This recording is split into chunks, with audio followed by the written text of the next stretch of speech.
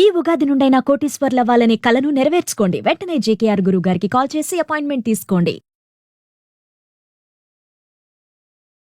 మనుషులకు ఎవరికైనా కూడా రెండు మేజర్ ప్రాబ్లమ్స్ ఉంటాయి. ఒకటి ఫైనాన్షియల్, రెండోది రిలేషన్షిప్స్. ఈ రెండింటిని కరెక్ట్గా బ్యాలెన్స్ చేసుకోగలిగితే వాడు 90% లైఫ్ బాగుంటుంది. మేడం మా తమ్మునికి పోయిన సంవత్సరం May 21కి మ్యారేజ్ చేసిన మేడం. మ్యారేజ్ చేసిన నెక్స్ట్ డే మిడ్ నైట్కే అమ్మాయి వెళ్ళిపోయింది మేడం. పిల్ల గురించి తెలుసుకోలేదా మరి? వాళ్ళ ఇంటి ముందున్న అబ్బాయితోనే వెళ్ళిపోయింది మేడం. అంటే ఇక్కడ తల్లి తండ్రికి తెలిసే చేసిండ్రంటారు. అయితే ఇంట్లో చెప్పిన అమ్మ నాన్నకి వాళ్ళు ఒప్పుకోలేరు, నేను ఎట్లయినా సరే పెళ్లి చేసుకుని అక్కడ నుంచి అయినా పారిపోతా అని చెప్పింది మేడం. మీరు పోలీస్ కంప్లైంట్ ఇచ్చారా? వాళ్ళు ఏమన్నారంటే పోతే పోని బాబు మీ భార్యనే కదా అని అంటుంది సార్. ఒకసారి హిందూ మ్యారేజ్ యాక్ట్ ప్రకారం జరిగిన తర్వాత ఆ అమ్మాయి పెళ్లి చేసుకోనికి లేదు.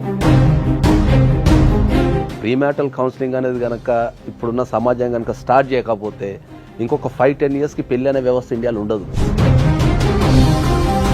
ఈయన అమ్మాయి కూడా అయిపోయింది. ఇప్పుడు సడన్ గా పెళ్లి చేసుకుని వెళ్ళిపోగానే ఏంటంటే వీళ్ళకు ఇంటెన్షన్ ఇమీడియట్లీ అర్థం కాదు. ఒక 20 లక్షలు ఇస్తాము మా పిల్లని మీ దగ్గరనే పెట్టుకోండి అంటే పిల్ల లేచిపోయిన పిల్లని కూడా తీసుకుపోయి మళ్ళీ ఆమెకి ఇష్టానికి విరుద్ధంగా వీళ్ళకి అంటగట్టాలని చూడటము తప్పు. మాజీ హస్బెండ్ ఏనా ఆయన, లేకపోతే ఇప్పుడు ప్రెసెంట్ హస్బెండ్? ప్రెసెంట్ అయితే సుజీత్ ఉంది. Cheating case along with bigamy పెట్టచ్చు మీరు డెఫినెట్లీ. పెళ్ళయిన తర్వాత పిల్ల వెళ్ళిపోయింది, అమ్మాయి కూడా అయిన అల్లుడు నాశనం, జీవితం నాశనం, పైసలు వాయే, అన్ని వాయే. ఇప్పుడు సిగ్గు శరం లాంటివి ఏమీ లేకుండా రెండో బిడ్డను తీసుకొచ్చి మళ్ళీ ఈయన గంట పెడతాడట. ఎప్పుడైతే జీవితంలో మనకి మనుషులకు ఎవరికైనా కూడా రెండు మేజర్ ప్రాబ్లమ్స్ ఉంటాయి. ఒకటి ఫైనాన్షియల్, రెండోది రిలేషన్షిప్స్. ఈ రెండింటిని కరెక్ట్గా బ్యాలెన్స్ చేసుకోగలిగితే వాడు 90% లైఫ్ బాగుంటుంది, హ్యాపీగా ఉంటుంది.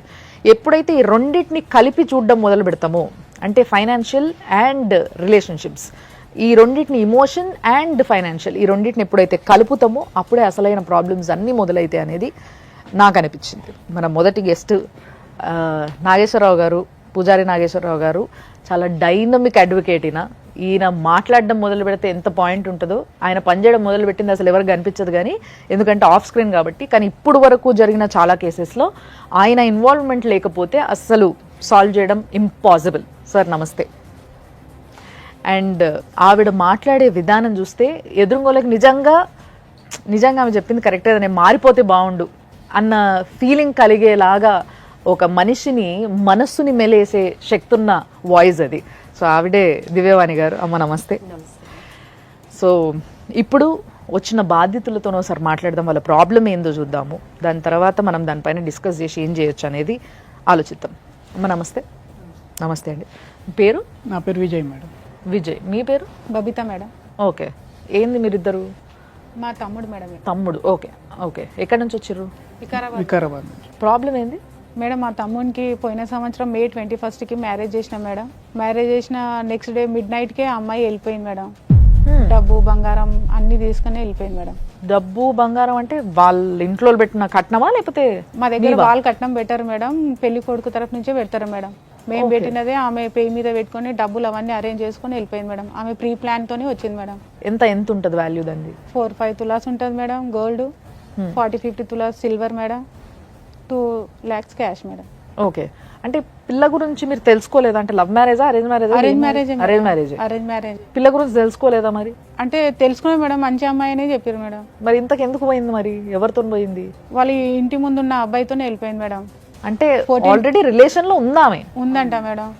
ఓకే. 14 years నుంచి లవ్ అంట మేడం వాళ్ళది. అంటే పెళ్ళైన నెక్స్ట్ డేనే వెళ్ళిపోయింది అంటున్నారు కదా. జనరల్గా పెళ్ళయిందంటే ఇంట్లో హడావుడి సందడి బంధువులు అందరూ ఉంటారు కదా. సో అంతమంది ఉండగా అంత ఈజీగా ఎలా వెళ్ళిపోయింది? అంటే మీ ఇల్లు కూడా కొత్త కదా ఆమెకి, ఇంతకు ముందు రాలేదు, ఏ వస్తువు ఎక్కడుందో కూడా ఎవరికి తెలియదు. ఒక్క ఎగ్దమని ఎలా తీసుకెళ్ళిపోగలిగింది అవన్నీ? కరెక్టే మేడం అడిగింది. మేడం ఆమె మేము ఇచ్చిన వస్తువులన్నీ ఆమె పే మీదనే ఉన్నాయి మేడం.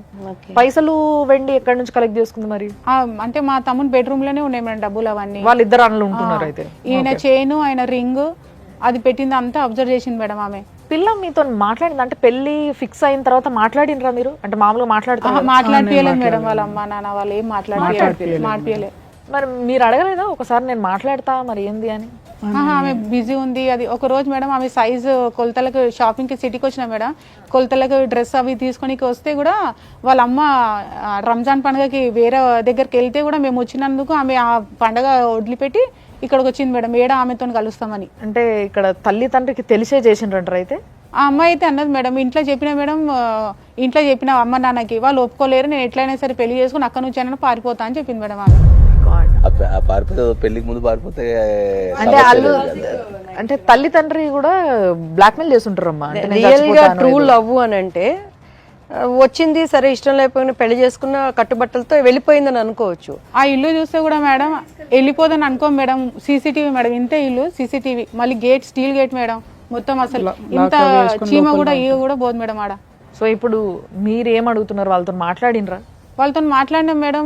ఆయన మాకు ఇప్పినంటే అది గలీజ్ది వదిలేయండి, అది రోడ్ మీద దొరికింది, ఆమె రేషన్ కార్డు లేదు, ఆధార్ కార్డు లేదు, మాకు సంబంధం లేదు. ప్రూఫ్స్ లేవు మా తాను. ఎవరంటున్నారు ఈ మాట? వాళ్ళ నాన్న ఇవన్నీ ప్రధానంగా మీరు సరే ఆమె వస్తువులు అండ్ బంగారం తీసుకుని వెళ్ళిపోయింది కదా, డబ్బులు కూడా తీసుకుని వెళ్ళిపోయింది కదా, మీరు పోలీస్ కంప్లైంట్ ఇచ్చారా? ఇచ్చాం సార్. పోయిన రోజే పోయినాం సార్ పిఎస్. ఏమన్నారు వాళ్ళు? వాళ్ళు ఏమన్నారంటే పోతే పోని బాబు మీ భార్యనే కదా అని అంటుంది సార్. ఎఫ్ఐఆర్ కూడా 3 days తీసుకుంది సార్, అది కూడా చీటింగ్ కేసు పెట్టమంటే చీటింగ్ కేసు పెట్టలేదు. ఏ ప్లేస్ పోలీస్ స్టేషన్ అది? వికారాబాద్. తర్వాత మిస్సింగ్ కేసు పెట్టారా? తర్వాత మిస్సింగ్ కేసే పెట్టారు సార్. ఆపోజిట్ నుంచి వాళ్ళ అమ్మ వాళ్ళ సెకండ్ మదర్, అమ్మాయి వాళ్ళ సెకండ్ మదర్ మాకు ఫోన్ చేసింది సార్. ఫోన్ చేసి అమ్మ మీ పోలీసు వాళ్ళు చేస్తుర్రో ఏమో, వెతుకుతుర్రో లేదో, మంగళహాట్ పిఎస్లో అయితే ఆ అమ్మాయి ఉంది, మీరు రండి పోలీసు వాళ్ళు తీసుకున్నారంటే మేము మాకు ఉన్న ఏఎస్ఐని తీసుకొని మేమిద్దరం కలిసి వెళ్ళాం సార్. ఆడ వెళ్తే ఆ అమ్మాయి వాళ్ళ అత్త, ఇంకో ఆమె ఎవరో, 3-4 ఆమె ఎవరో ఒక లీడర్ని అట్లా తీసుకొచ్చింది సార్. ఆ అబ్బాయిని, అమ్మాయి ఉంది సార్, ఉంది. పోలీస్ అయినా కూడా ఏం చేసిన, ఏందమ్మా ఇట్లా పోయినావు కదా, తీసుకెళ్ళినావు కదా అంటే, అవును మా నాన్నకి చెప్పినా ఒప్పుకోలేదు ఆయన, అందుకని నేను ఇట్లా చేయాల్సి వచ్చిందని చెప్పింది సార్ ఆమె. తర్వాత కేసు పరిస్థితి ఏమైంది? కేసు పరిస్థితి మేము డిఎస్పీ దాకా, ఎస్పీ దాకా కూడా అట్లా పోయినాం సార్. అమ్మ చేస్తారు 2 సార్లు, ఆయన ఏం చేయలేదు సార్. వాళ్ళు చేస్తారు అది ఒకటే, ఏదన్నా ఉంటే కోర్టులో వేయండి మీరు. లాయర్ దగ్గర కూడా పోయినాం సార్ మేము, కేసు వేయండి అని చెప్పినాం. అది కూడా 1 year దానికి వచ్చింది సార్, అది కూడా అప్డేట్ ఏం లేదు. ఏమన్నా అంటేనేమో స్టాంప్ లేదు, ఫైనల్ రిపోర్ట్ ఫైనల్ రిపోర్ట్ ఎవరు సబ్మిట్ చేస్తారు? పోలీస్ వాళ్ళు కోర్టుకు సబ్మిట్ చేస్తారు ఫైనల్ రిపోర్ట్ చేస్తారు. సో జడ్జి గారు మొత్తం పరిశీలించిన తర్వాత ఫైనల్ రిపోర్ట్ అకార్డింగ్ టు లా ఉందనుకోండి, ఇమీడియట్లీ ఛార్జ్ షీట్ చేసేసి కోర్టులో కేసు స్టార్ట్ అవుతుంది. ఒకవేళ ఫైనల్ రిపోర్ట్ వేయటంలో ఏమైనా తేడా ఉంటే జడ్జి గారు రిటర్న్ చేస్తారు. ఆ కోర్టుకు సంబంధించి ఒక కానిస్టేబుల్ ఉంటారు, అది కంపల్సరీ ఫుల్ఫిల్ చేసేస్తారు ఎంబటే. ఎందుకు పెట్టరు వాళ్ళు ఎక్కువ. అమ్మాయి ఎక్కడుంది ఇప్పుడు? ప్రెసెంట్ హైదరాబాద్ అశోక్ నగర్ లో ఉంటుందని తెలుసు మేడం, అంతే. వాళ్ళకి పెళ్లి జస్ట్ లివింగ్ పెళ్లి అయింది, చేసుకుంది. మేము 15 days వెళ్ళాం కదా మేడం, అది నల్లపూసలతో ఇట్లా తాళి చూపిస్తుంది, నేను పెళ్లి చేసుకున్నా, నాకు ఈయననే ఇష్టం, ఈయనతోనే ఉంటా, మా నాన్న వాళ్ళు మోసం చేసిరు కాబట్టి నేను మీకు చేసి. మీరు అడగలేదా మోసం చేస్తే నువ్వు నీతి మంత్రాలు అయితే వెళ్ళిపోవచ్చు కదా, మా బంగారం ఎందుకు తీసుకెళ్లారు? బంగారం డబ్బులు. మీ కమ్యూనిటీ ఏముంది అంటున్నా? వాల్మీకి మేడం. అది అంటే మీరు హిందూసే కదా? హిందూసే సార్, ఇద్దరు హిందూసే, వాళ్ళు హిందూసే, మీరు హిందూసే. ఆ పిల్ల వాళ్ళ సెకండ్ మదర్ ముస్లిం అట. సరే వాట్ ఎవర్, ఇప్పుడు అమ్మాయి అయితే హిందూసే, వీళ్ళ మ్యారేజ్ హిందూ యాక్ట్ ప్రకారం జరిగింది. హిందూ సార్. ఒకసారి హిందూ మ్యారేజ్ యాక్ట్ ప్రకారం జరిగిన తర్వాత ఆ అమ్మాయి పెళ్లి చేసుకోనికి లేదు, అవును డైవర్స్ అవ్వకుండా పెళ్లి చేసుకోనికి లేదు. ఒకవేళ చేసుకుంటే మీకు 494 కేసు, మళ్ళీ కొత్త కేసు పెట్టచ్చు మీరు పోలీస్ స్టేషన్లో, 494 పెట్టచ్చు, ప్లస్ మీరు డైవర్స్ అప్లై చేసుకోవచ్చు. ఓకే. సో ఇప్పుడు మీకు మీవి ఏదైతే తీసుకొని పోయిందో ఆ పిల్ల వస్తువులు కానీ పైసలు కానీ అవి రిటర్న్ ఇచ్చేయాలి, అంతే మేడం. అది మీరు తల్లిదండ్రులను అడిగితే ఏం చెప్తున్నారు వాళ్ళ తల్లిదండ్రి? వాళ్ళు గలీజోలు పెట్టా వదిలేయండి అంతే, అంతే, లేదు నేను ఇప్పిస్తా అవన్నీ ఏం లేదు. అంటే వాళ్ళకు కూడా తెలిసి జరిగింది కాబట్టి, వాళ్ళు అమ్మాయిని ఫోర్స్ చేసింది కాబట్టి, ఇప్పుడు ఆ అమ్మాయి దగ్గరికి వెళ్ళి అడిగే అంత ధైర్యం ఉండకపోవచ్చు. వాళ్ళ ఆపోజిట్ వాళ్ళు సార్, వాళ్ళకి వీళ్ళకి అస్సలు పడదు సార్. భారతదేశంలో ఇది ఇప్పుడు నేను చాలా వేదికల మీద కొన్ని లక్షల మందికి నేను చెప్తున్నా, భారతదేశంలో వివాహ వ్యవస్థ అనేది ఫెయిల్ అయింది. దాన్ని చాలా సందర్భాల్లో చాలా స్పష్టంగా చెప్తున్నా. ఫెయిల్ అయిన తర్వాత దాన్ని రిపేర్ చేసుకోవాల్సిన బాధ్యత కూడా మనపైనే ఉంటుంది. ఓకే, మన దగ్గర ఇప్పుడు ఈ పెళ్లికి తీసుకుంటే ఏంటంటే, బిఫోర్ మ్యారేజ్ అనేది మన దగ్గర ఒక సిస్టమ్ ఉంటుంది. జనరల్గా ఒక ఎంగేజ్మెంట్ సెరమనీ ఉంటుంది, దానికంటే వాళ్ళ ఇంటికి వెళ్ళటం ఉంటుంది. పూర్వకాలంలో ఏంది అంటే, ఒక 4 సార్లు ఫస్ట్ ఒకరిని పంపించి రెక్కి నిర్వహించి, తర్వాత వాళ్ళంతా బాగున్నారు, ఫైనాన్షియల్గా ఉన్నారు అనుకున్న తర్వాత చుట్టుపక్కల జనాల్ని విచారించి, తర్వాత అట్లా ఒక 6-7 సార్లు పోవటం అనేది ఇట్లా ఫ్రీక్వెంట్గా జరుగుతుండే. ఈ జరిగే క్రమంలో ఏంటంటే ఏదో ఒక విషయం బయటకు వస్తుండే. వస్తుంటుంది. ఓకే, బయటకు వచ్చినప్పుడు దాని నుంచి ఆపటమో దాన్ని సరిదిద్దడమో చేస్తుండే. ఆ అమ్మాయి ఓపెన్ గా తండ్రితో చెప్పింది నాకు ఈ పెళ్లి ఇష్టం లేదు అని. బాధితుడుగా తినికి అసలు తెలీదు వాట్ హ్యాపెండ్ అని. ఇక్కడ తప్పు ఎవరిది? తల్లిదండ్రులది, తల్లిదండ్రులు. 100% తల్లిదండ్రులు. సో ఇప్పుడు పోనీ తల్లిదండ్రులు తప్పన్నప్పుడు ఆ అమ్మాయి ఆటోమేటిక్గా తన పరిస్థితుల ప్రభావం వల్ల తెలియకుండా ఒక దొంగ కూడా అయిపోయింది తను.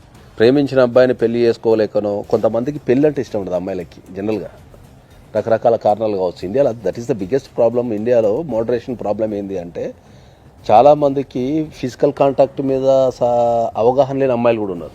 సో ఇవన్నీ పెళ్లికి ముందు ఏంటంటే కంపల్సరీ కౌన్సిలింగ్ అనేది ఇవ్వమని, నేను ప్రీమ్యాటల్ కౌన్సిలింగ్ అనేది నవే డేస్ ఇండియాకి చాలా అవసరం.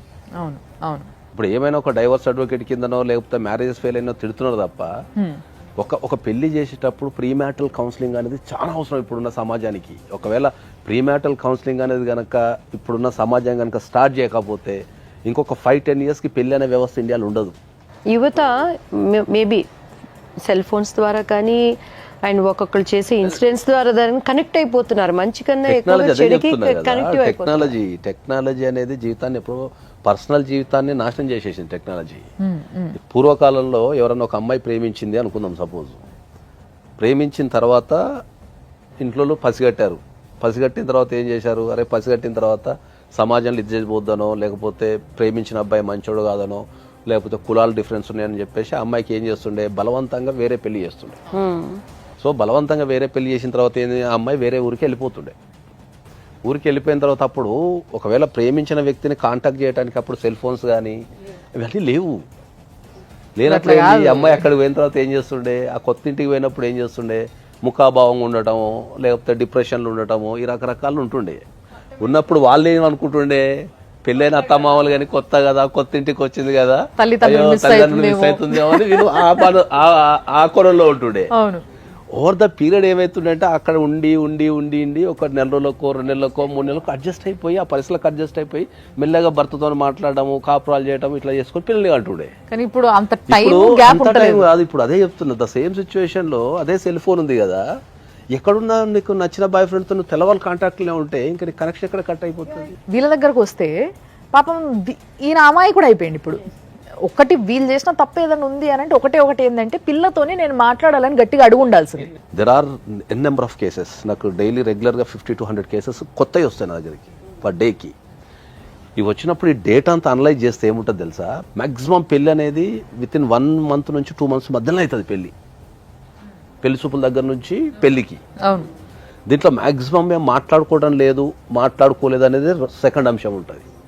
ఎందుకు అంటే టైం లేదనో, లేకపోతే ఎన్ఆర్ఐస్ వెళ్ళిపోవాలనో, లేకపోతే వీసా ప్రాసెస్ అనో, లేకపోతే ఇంకో ప్రాసెస్ అనో ఏదో ఒక కారణం చెప్తారు. మామూలుగా అయితే ఎంత ఉండాలంటారు సార్? నేను ఒక 6 months ఎబో ఉండాలంట. నేను పూర్వకాలంలో ఏంది అంటే ఒక మనిషికి సంబంధించిన ఇన్ఫర్మేషన్ అనేది ఎక్కడున్నా దొరుకుతుండే. మైగ్రేషన్ లేదు. ఒక వ్యక్తికి సంబంధించిన ఇన్ఫర్మేషన్ ఒక ఊరుకో ఒక పట్టణానికి వెళ్ళి అరే ఫలానా వ్యక్తి ఎట్లా అంటే 2 నిమిషాలల్లా వాడి కోపం ఉందా, వాడు పిచ్చి పనులు చేస్తుండా, వాడు మంచోడా, డిగ్నిటీ ఉందా అనేది ఒక రియల్ గ్రౌండ్ రిపోర్ట్ వస్తుండే మనకు.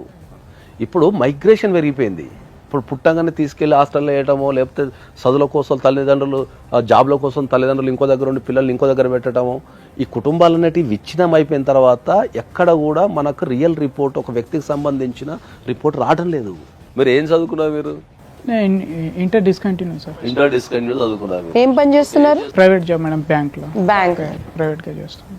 ఇప్పుడు వాళ్ళ అమ్మ వాళ్ళ నాన్నగారు కానీ ఆ పిల్ల తరపు అమ్మాయి కానీ ఎవరైనా మీకు ఫోన్లు ఎత్తి మాట్లాడతారా మనం మాట్లాడాలంటే? మేము 1 year నుంచి అయితే కాంటాక్ట్ లేదు మేడం. వాళ్ళు ఊరికే అమ్మాయిని తీసుకెళ్ళమని చెప్పారు మేడం. 2 monthsకి ఫోన్ చేశారు మేడం. వాళ్ళు 20 lakhs అట్లా ఇస్తాము, మీరు మీ అమ్మాయిని పెట్టుకుంటారా, పెట్టుకోండి అది అంటే మీరు 1 కోటి రూపాయలు ఇచ్చినా మాకు వద్దు అని చెప్పినా మేడం. అయితే ఊరికి అట్లా అంటారు కదా, మ్యారేజ్ అయిపోయింది. తప్పు మీద తప్పు ఇది. ఫస్ట్ ఇష్టం లేని పెళ్లి చేయడం ఓ తప్పు, నేను ఆ పిల్లగానితో వెళ్ళిపోతాను చెప్పంగా కూడా ఈ పిల్లగాని బలి చేసుడు ఇంకో తప్పు. మళ్ళీ మూడోది ఇప్పుడు మళ్ళీ ఇంత పెద్ద తప్పు అయిపోయిన తర్వాత లేదు మేము 20 లక్షలు ఇస్తాం పిల్లని తీసుకుపోర్రి అంటే వీళ్ళే ఉత్తిగా దొరికిర్రు ఇల్లు అమాయకుల్లాగా.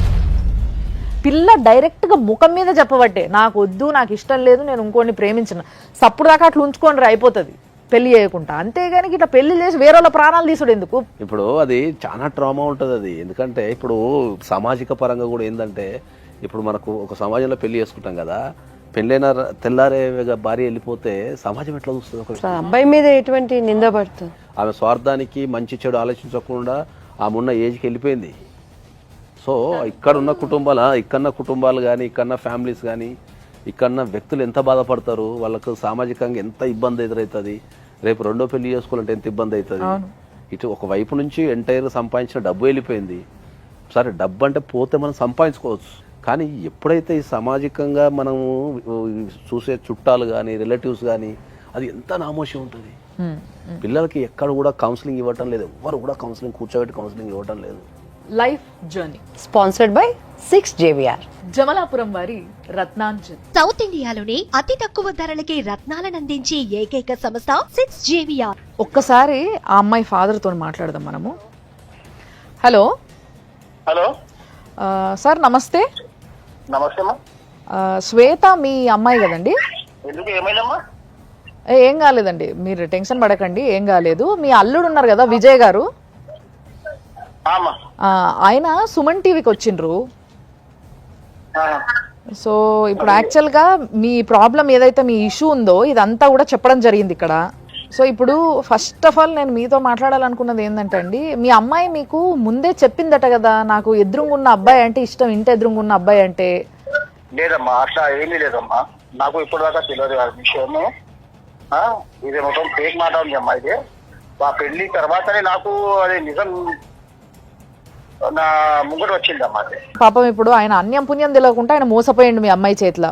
ఒక ఆడపిల్లకి పెళ్లి చేసేటప్పుడు అమ్మా నీకు నేను ఈ పిల్లగాడిని ఇచ్చి పెళ్లి చేస్తున్నా, ఈ పిల్లగాడు ఇష్టమా లేదా అని అడగాల్సిన బాధ్యత ఒక తండ్రిగా మీ పైన ఉందా లేదా? అమ్మా అదే ఫోటో చూపెట్టినాను. ఫోటో చూపెడితే మా అమ్మాయి చెప్పింది నేను ఆయనకి నేను చేసుకుంటాను డాడీ, నువ్వు ఎక్కడ నా సంబంధం చేసినావా అక్కడనే చేస్తానని. ఆ పెళ్లి అయిన తర్వాత 2 days తర్వాత అది ఆ మాట జరిగింది. ఇప్పుడు మరి నాకు తెలిసింది. పెళ్లి అయినాక 2 days కి మీ అమ్మాయి వెళ్ళిపోయింది, కానీ పెళ్లి కాకముందు 7 సంవత్సరాల నుంచి ఒక పిల్లోని ప్రేమిస్తున్న విషయం మీకు తెలియదా అండి తల్లిదండ్రిగా ఇంట్లోకి? లేదమ్మా, నా ఇంట్లో ఎవ్వరికి తెలియదు. आपको जो बात करना है एक बार हमारा मैडम है यहाँ पे दिव्यवाणी जी, उनसे बात करिए. ఇదే ఇప్పుడు విజయ్ స్థానంలో మీ కొడుకుంటే మీరు ఏం చేస్తారండి? అమ్మా నా కొడుకు విజయ్, నా కొడుకు లాగే నా అల్లుడు అమ్మ పోలీస్ స్టేషన్ లో పోయి కంప్లైంట్ ఇచ్చిండ్రు. ఆ కంప్లైంట్ కూడా వాపస్ తీసుకున్నారు. ఎవరు? విజయ్ వాపస్ తీసుకున్నారు? తీసుకోలేదట. వీళ్ళు ఇప్పుడు మా ఎదురుగానే ఉన్నారు, కంప్లైంట్ ఇక్కడే ఉంది, వాళ్ళు వాపస్ తీసుకోలేదు. ఎఫ్ఐఆర్ తీసేసిండ్రంట అమ్మా. ఎఫ్ఐఆర్ తీసేసిండ్రు. ఎఫ్ఐఆర్ రిటర్న్ కంప్లైంట్ తీసుకున్నారంట. కంప్లైంట్ చేసిండ్రు. కంప్లైంట్ చేసిన తర్వాత మళ్ళీ రిటర్న్ తీసుకున్నారు. ఎందుకు పెట్టాలి కేసు, ఎందుకు జరపాలి కేసు అది నేను చెప్పాను బాబు, నేనున్నాను బాబు, నువ్వు ఎక్కడ దాకా పోతావా, నా చిన్న బిడ్డకి ఇస్తాను బాబు నీకు అని అదే కూడా చెప్పాను నేను. ఆ విజయం ఉంటే ఎక్కడ అడగండి మీరు. చిన్న బిడ్డనిచ్చి పెళ్లి చేస్తారా? ఆమె 12-13 years ఏంటండి ఏం మాట్లాడుతున్నారండి మీరు? చిన్న పిల్ల మేడం ఆమె. నా చిన్న కూతురు వయసు అమ్మా ఇప్పుడు 16 years అమ్మా, 17 నడిపిస్తుంది. 16 అయినా కూడా మైనరే. పెళ్ళైన తర్వాత అమ్మాయి వెళ్ళిపోయింది నైట్. సో దానిపైనే ఈ అబ్బాయి వెళ్ళి కంప్లైంట్ ఇచ్చారు. ఓకే, ఇచ్చిన తర్వాత పోలీస్ వాళ్ళు immediately missing case, women missing case అనేది బుక్ చేస్తారు. ఎందుకంటే అమ్మాయి కనిపించకుండా పోయింది కాబట్టి ఎప్పుడైనా మిస్సింగ్ కేసు బుక్ చేస్తారు. పోలీస్ వాళ్ళ డ్యూటీ ప్రకారం ఏంటంటే మిస్సింగ్ అయిన ఉమెన్ని ట్రేస్ చేశారు. సో ట్రేస్ చేసి తర్వాత ఏంటంటే ఆ కేసు క్లోజ్ అయిపోతుంది, బికాస్ అది ఉమెన్ మిస్సింగ్ కేసు. అది ఓకే ఓకే. దీంట్లో చాలా స్పష్టంగా ఏం చేశారంటే ఏవైతే ఉమెన్ మిస్సింగ్ అయిందో ఆమెను ట్రేస్ చేసి తీసుకురావడం జరిగింది కాబట్టి క్లోజ్ అయింది కేసు అయిపోయిందని చెప్పి ఫైనల్ రిపోర్ట్ వేసేసారు. దీంట్లో అబ్బాయికి కానీ ఆయనకు కానీ ఇంకెవరికి కానీ లీగల్ నాలెడ్జ్ లేదు.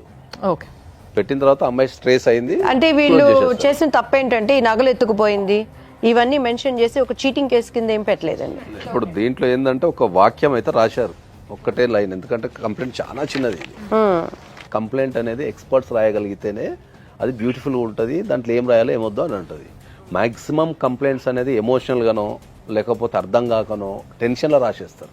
వెళ్తూ వెళ్తూ ఇవన్నీ తీసుకొని వెళ్ళిపోయిందని రాసిండు ఆయన. ఈయన రాయాల్సింది ఏముంటుంది, ఇంటెన్షనల్గా నన్ను పెళ్లి చేసుకొని సడన్ గా పెళ్లి చేసుకుని వెళ్ళిపోగానే ఏంటంటే వీళ్ళకు ఇంటెన్షన్ ఇమీడియట్లీ అర్థం కాదు. ఓవర్ ద పీరియడ్ అంటే ఒక 1 month కో 15 days కో అప్పుడు ఓవర్ ద పీరియడ్ వీళ్ళకి అర్థమవుతుంది. సో వీళ్ళు ఆ షాక్ లో ఉంటారు కాబట్టి మాక్సిమం ఫ్యాక్ట్స్ మాత్రమే చెప్పగలుగుతారు. బిహైండ్ ద ఫ్యాక్ట్స్ ఏముందనేది వాళ్ళు రాయలేరు. అది థర్డ్ పార్టీ ఎక్స్పర్ట్ మాత్రమే రాయగలుగుతాడు. ఇప్పుడు నేనున్నా అనుకో, ఇట్లాంటి సమస్యలు రోజు కొన్ని 100 చూస్తాం కాబట్టి మేము బిహైండ్ ద రీజన్ అంటే ఈ ఇన్సిడెంట్ జరిగింది కదా, దీని వెనక రీజన్ ఏమై ఉండొచ్చు అనేది మీరు రాస్తారు. ఆలోచిస్తారు. అట్లా నెక్స్ట్ లెవెల్ ఏం చేయాలా, ఇదే కంప్లైంట్ని మళ్ళీ మనం చీటింగ్ కేసు కింద పెట్టచ్చు.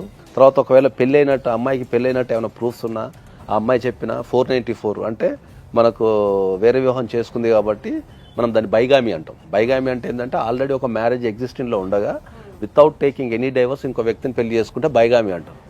బైగామి కింద కూడా ఆయన ఇమ్మీడియట్లీ కేసు పెట్టాలి. దానికి శిక్ష ఎలా ఉంటుందండి? బైగామికి మీకు అప్ టు 5 years జైలు శిక్ష పడుతుంది. మేము అడుగుతున్నది ఒకటేనండి, సింపుల్ గా చెప్పేయండి. మీ నిర్ణయం ఏమనుకుంటున్నారు? వాళ్ళ బంగారం పెళ్లికి ఏం పెట్టారో అది ఇచ్చేస్తారా, లేకపోతే కోర్టుకు వెళ్ళి చూసుకోమంటారా? కోర్టుకు వెళ్ళి చూసుకోమంటారు. ఓకేనండి. యా, సో ఇది ప్లాన్డ్ అండి నాగేశ్వరరావు గారు. సురేందర్ గారు, మీరు మీ బిడ్డకి ఏది ఇష్టమో ఏది ఇష్టం లేదో తెలుసుకోకుండా పెళ్లి చేయడము, ఆ పిల్ల వెళ్ళిపోయిన తర్వాత కూడా రీసెంట్ గా 2 నెలల కింద వాళ్ళకి ఒక 20 లక్షలు ఇస్తాము మా పిల్లని మీ దగ్గరనే పెట్టుకోండి అంటే పిల్ల లేచిపోయిన పిల్లని కూడా తీసుకుపోయి మళ్ళీ ఆమెకి ఇష్టానికి విరుద్ధంగా వీళ్ళకి అంటగట్టాలని చూడటము తప్పు. మొత్తం కేక్ మాట అమ్మా. 2 నెలల తర్వాత అదే చెప్పినా నేను, అదే కేక్ మాట 20 lakhs ఇస్తాను. మీరు ఏదైతే మాట్లాడిందో అది కాల్ రికార్డ్ కూడా ఉందండి.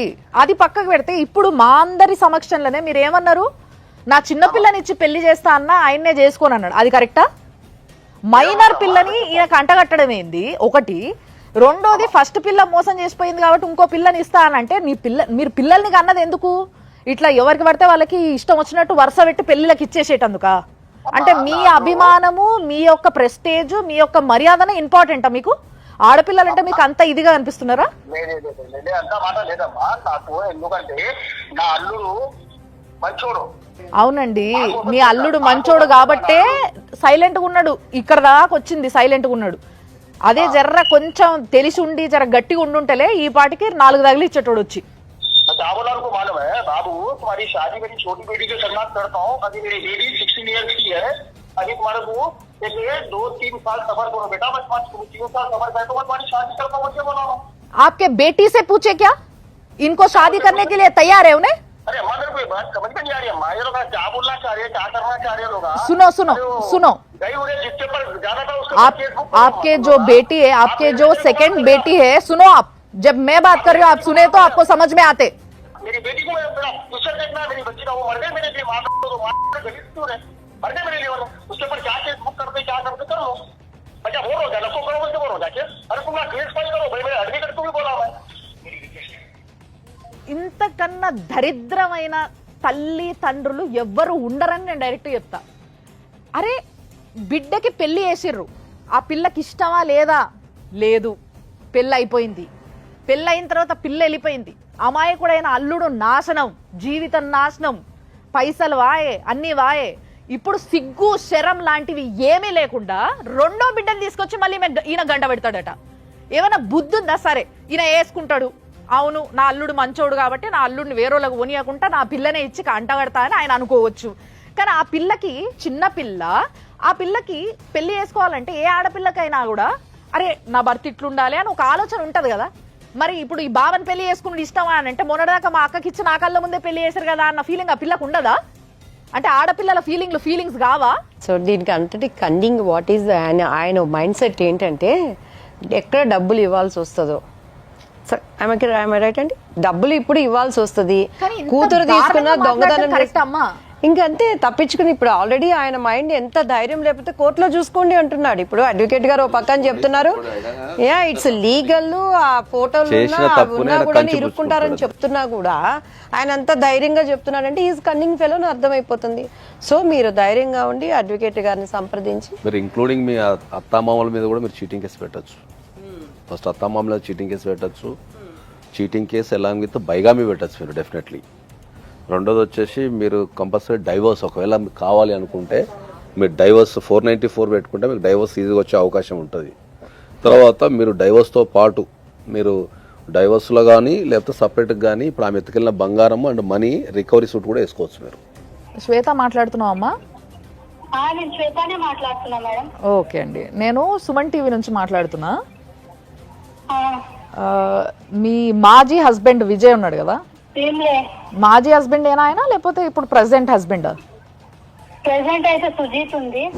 సరే, ఇప్పుడు ఇంతకుముందు విజయ్ అనేట నేను పెళ్లి చేసుకున్నావు కదా తల్లి, ఆ, మీ తల్లిదండ్రులు పెళ్లి చేసారు కదా నీకు బలవంతంగానో ఏదో ఒక విధంగా, ఆ, ఆయనకు విడాకులు ఇచ్చినావు అమ్మ నువ్వు, ఇయ్యలే. మరి ఇవ్వకుంటూ ఇంకో పెళ్లి ఎట్లా చేసుకుంటావు అమ్మ నువ్వు? అది మొత్తం ఖతం అయిపోయింది కదా, మేము పిఎస్ లో మాట్లాడినాం. పిఎస్ లో అమ్మ ఖతం అయిపోయింది అని ఎప్పుడు అంటారు తెలుసా? నువ్వు డివోర్స్ ఇచ్చినప్పుడు అంటారు. డివోర్స్ ఎందుకు ఇవ్వలేదు మరి? నువ్వు డివోర్స్ ఇచ్చేసి వాళ్ళ సొమ్ములో ఏవైతే పట్టుకుపోయినా అవి వాళ్ళకి ఇచ్చేసి నువ్వు ఎవరితో నువ్వైనా బాధ ఉండేది కాదు కదా. పాపం ఆ పిల్లగాడు అట్లా ఉన్నాడు కదా. ఆయన కూడా వేరే పెళ్లి చేసుకున్నా మేడం, ఆయన కూడా వేరే పెళ్లి చేసుకుని, నేను కూడా వేరే పెళ్లి చేసుకున్నా. నీ మాజీ హస్బెండ్ విజయ్ ఇక్కడనే ఉన్నాడు. అయ్యా నీకు ఇంకో పెళ్లి అయిందా? పెళ్లి చేస్తారా? నిజం చెప్పండి. కాలేదు మేడం. నీకు ఎవరు చెప్పారు ఆయన పెళ్లి అవసరం అయిందని? లేదు మేడం, నేను ప్రెగ్నెంట్ ఉన్నా, ఎక్కువ నాకు అవసరం లేదు. 8 months నడుస్తుంది, నాకు అవసరం లేదు ఎవరితో. సరే, మరి ప్రెగ్నెంట్ ఉన్నావు కదా, ఓకే, వాళ్ళు నీ పైన కేసు వేసుకుంటారంట. వాళ్ళు నువ్వు విడాకులు ఇవ్వకుండా పెళ్లి చేసుకున్నావు కాబట్టి అది కరెక్ట్ కాదు, దానిపైన వాళ్ళు కేసు వేసుకుంటారంట. అదే చెప్పడానికి ఫోన్ చేసిన, ఓకేనా? నా హస్బెండ్ వచ్చినాక మాట్లాడిస్తా. సరే, మంచి.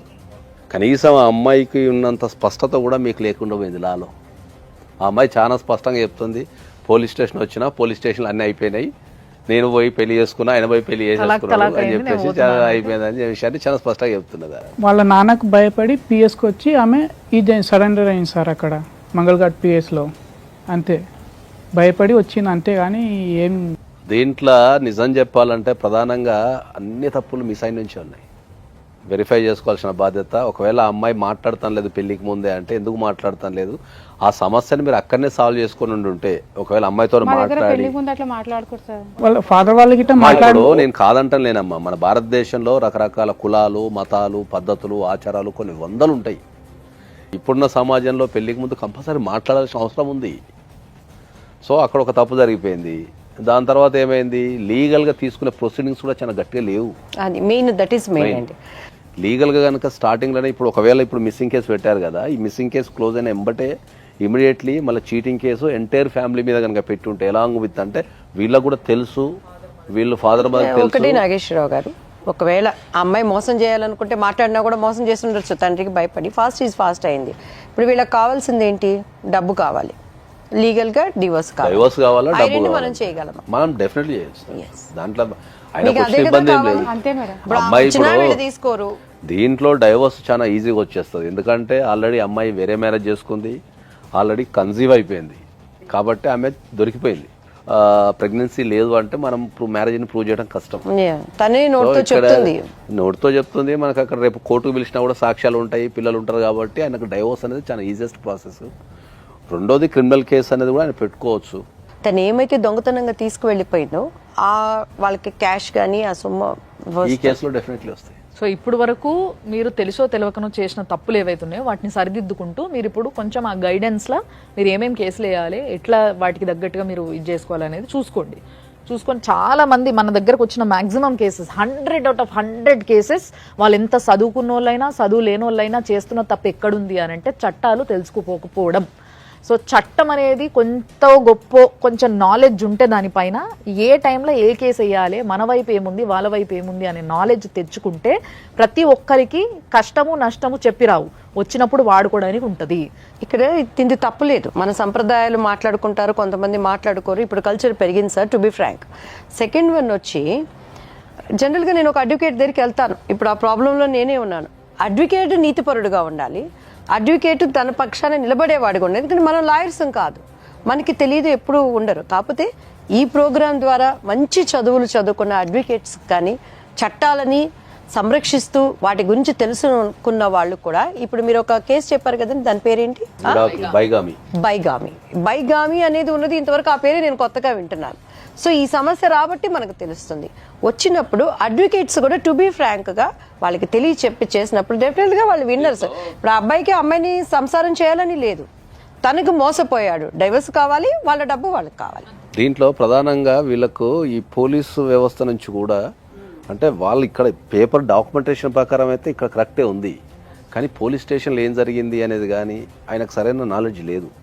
జనరల్గా ఆయనకు సరైన నాలెడ్జ్ ఇవ్వాల్సిన బాధ్యత పోలీసు వాళ్ళ మీద కూడా ఉంటుంది. భారతదేశంలో కానీ ఈ భూప్రపంచంలో ఏ దేశంలో అయినా సరే పోలీసు వాళ్ళని చూసినా, పోలీస్ స్టేషన్ అన్నా, పోలీస్ స్టేషన్కి వెళ్ళాలన్నా, పోలీసు వాళ్ళతో మాట్లాడినా ఒక రకమైన భయం ఉంటుంది. ఆ భయాన్నే జనరల్గా ఏమంటారు అంటే టెక్నికల్ టర్మాలజీలో ఏమంటారు అంటే కాఫియోఫోబియా అంటారు. దట్ ఇస్ ఒక ఫోబియా అది. ఓకే. అంటే వీళ్ళు పోలీస్ స్టేషన్కి వెళ్ళినప్పుడు వాళ్ళకి కావాల్సిన ఇన్ఫర్మేషన్ అడగలేరు.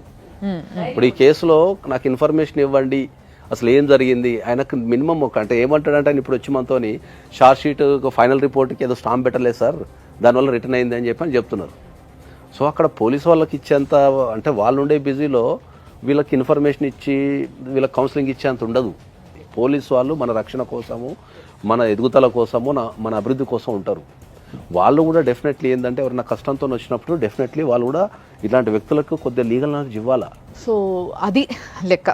సో తప్పకుండా విజయ్కి అడ్వైస్ పరంగా ఏ విధంగా అయితే హెల్ప్ చేయొచ్చో ఆ విధంగా హెల్ప్ చేయడం జరుగుతుంది. అండ్ దీని గురించి తర్వాత కూడా డిస్కషన్ నడుస్తుంది డెఫినెట్గా. బట్ అందరికీ ఈ కేసులో కేవలం వాళ్ళు కాదు, ఇలాంటి చిన్న చిన్న విషయాలల్లో చాలా పెద్దగా చేసుకొని చేతులారా తెలుసుకోకుండా, నాలెడ్జ్ లేకుండా చేతులారా చాలా పెద్దగా చేసుకొని ఎంతోమంది బలైపోతుంటారు, ఎంతోమంది జీవితాలు బలైపోతూ ఉంటాయి. కాబట్టి వాళ్ళందరికీ మళ్ళీ ఒకసారి చెప్పేది ఒకటే ఒక ముచ్చట, అమ్మ కొంచెం చట్టాలు తెలుసుకోండి. లేదు కుదురుతలేదు, ఏడ తెలుసుకోవాలనో ఎవరిని అడగాలనో అర్థమవుతలేదు అని అంటే మన ప్రోగ్రామ్ చూడండి సరిపోతుంది. ఏదో మా రేటింగ్స్ కోసం కాదు, ఓన్లీ మీ నాలెడ్జ్ కోసం చూడండి. తప్పకుండా సార్ చెప్పే ప్రతి మాట మీకు ఎక్కడనో ఒక దగ్గర పనికి రావచ్చు, ముందుగానే ప్రిపేర్ అయి ఉండండి. అండ్ దయచేసి పోలీసులకు కూడా ఒక రిక్వెస్ట్, చాలా మందికి చట్టాలు తెలియవు, వచ్చిన వాళ్ళకి అసలు ఏం అడగాలనో తెలియదు, వాళ్ళు ఏం చెప్పినా కూడా సరే అని తలకాయ ఊపి వెళ్ళిపోయేటోళ్ళు చాలా మంది ఉంటారు. ఎందుకంటే పోలీసు వాళ్ళు అంటే ఒక భయం, ఇప్పుడు సార్ చెప్పినట్టుగా అదొక ఫోబియా. సో అందుకోసమే కొంచెం దయచేసి వచ్చిన వాళ్ళకి జరిగిన అన్యాయం ఏందో ఇని వాళ్ళు ఏ కేసు పెట్టుకుంటే ఏం జరుగుతుంది, వాళ్ళ దిక్కు న్యాయం ఎంతుంది, ఇవన్నీ కూడా ఐడెంటిఫై చేసి వాళ్ళకి కొంచెం గైడ్ చేసేటోళ్ళు ఒకళ్ళు ఉంటే బాగుంటుంది. మీ బిజీలో మీరు ఉంటారు, మీరు ఏం ఖాళీ ఉండరు నాకు తెలుసు. కాబట్టి ఒకరిని అట్లీస్ట్ అట్లా అపాయింట్ చేసుకోండి అని చెప్పి నేను ఒక రిక్వెస్ట్ పెడుతున్నా.